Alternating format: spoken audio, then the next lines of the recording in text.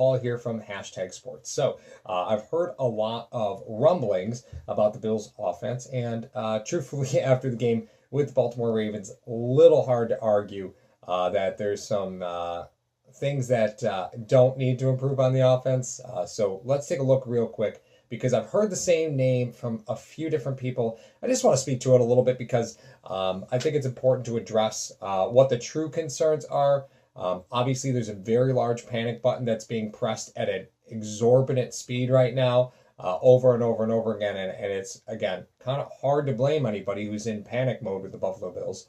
But I've heard people say, sign Dez Bryant. And I just wanted to talk a few minutes about kind of what that means now versus what it was prior to the season, what's on the team, what else is out there as far as options. So as far as that's concerned, let's talk about Dez Bryant. First off, he's nearing 30 years old, which again is not necessarily an out of bounds age for a wide receiver. If Brandon Marshall's like 35, I mean, Fitz, who's like 74, like there's Larry Fitzgerald. I mean, there's receivers out there who play well past 30. So, I mean, that's not a major concern.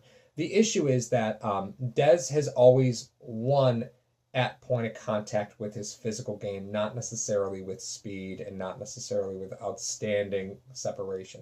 And he hasn't really shown the ability to change that about his game just yet. So I think that's one of the reasons teams were a little bit leery of him is because he hasn't shown that he's willing to adapt to his new skill level as he ages.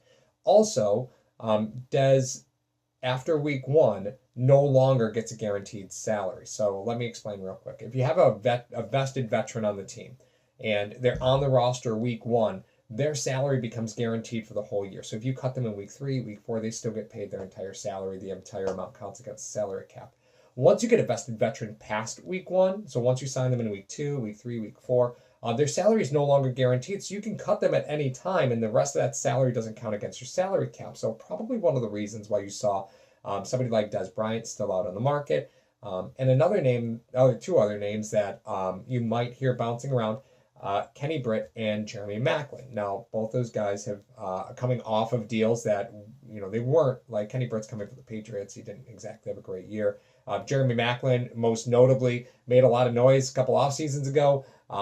When it came to him coming to Buffalo, that is still an option because he was released by the Ravens. So what do they bring that Dez doesn't? Well, they bring more speed if that's what you think the need is, right? So again, you have Dez Bryant who doesn't always and hasn't always shown great separation. There's obviously concerns about his buy-in with the new team.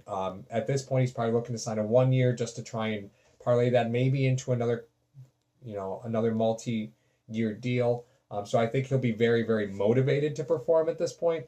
Some people have had concerns about that. But the truth is this wide receiver group is not exceptionally fast. They don't get great separation as it stands. So does adding Dez Bryant make you a better football team? From a talent perspective, sure it does. But I think Dez Bryant is a handcuff to a Kelvin Benjamin injury and not necessarily we signed Dez Bryant, we're instantly a better team.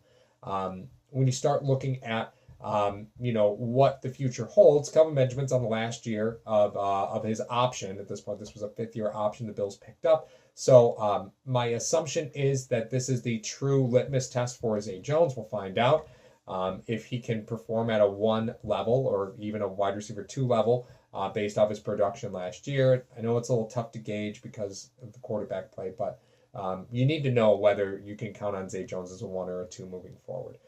That's why I don't really think the Bills make a move at the wide receiver position as it stands. You've already got a relatively young wide receiver group. You've got a young quarterback. So at this point, you've injected some youth into those 2 positions. So why not let them see if they can grow together? Bringing in a veteran like Maclin or Kenny Britt or Dez Bryant will help an incumbent quarterback, right? However, if you're really moving forward with the Josh Allen's going to start this year movement, you probably want to keep that wide receiver group young.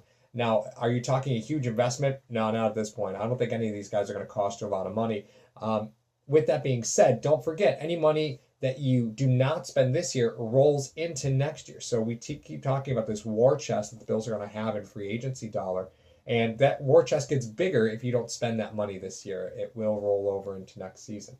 So I know there's a lot of people out there who are a little concerned about the Bills having so much money because that just means your mistakes become more expensive, and I understand that line of thinking.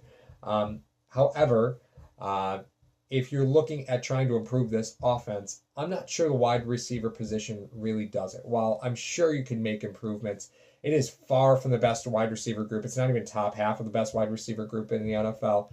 Um, you know, there's some definite need for improvement. I just don't think the Bills are going to be stepping on the gas pedal to try and bring in somebody short term for this season. If they really feel like they're a 10-win team and they're a receiver away or a little bit of speed away, Robert Foster is there. He does bring speed to the table, but again, we've only seen him run very few routes. We haven't seen him do a whole lot in game action. So somebody like Kenny Britt makes a little bit more sense because you're probably getting him for next to nothing. Jeremy Maclin is again out there looking for money. He's looking for opportunity. So I think those guys make a little bit more sense than Des Bryant. Do I think anybody comes into Buffalo at the receiver position? I don't. I really don't. However, with that being said, I suppose it wouldn't surprise me at all.